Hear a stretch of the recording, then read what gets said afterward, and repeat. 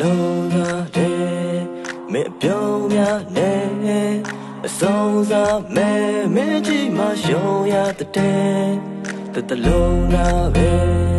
မင်းပြုံးများဝဲအဆုံးစားမဲ့တို့ယောက်က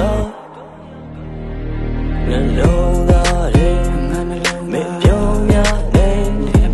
အဆုံးစားမဲ့မင်းကြီးမှရှုံးရတဲ့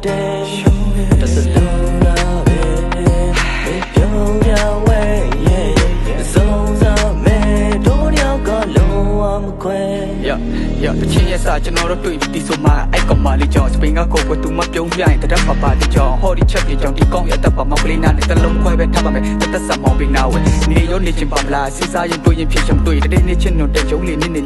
ဒီမှာဟေးတူတီတီတော့မသိဘူးကျွန်တော်ကတော့တကုံကျွေးကနေမရေရသေးတဲ့ဘွားမှုချစ်တဲ့ဆိုတဲ့အဖြေလာပေးဟေး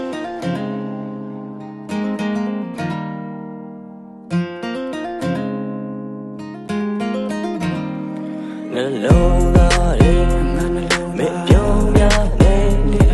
အဆုံးစားမဲ့မင်းကြီးမှရှုံးရတဲ့လုံးသားပဲမ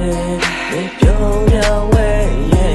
အဆုံးစားမဲ့တို့ယောက်ကလုံးဝမခွဲ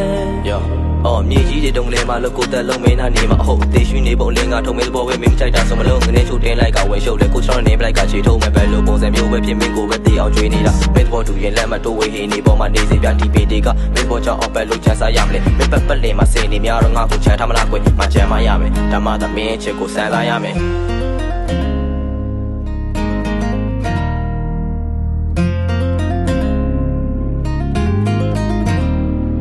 တလုံးသားပဲ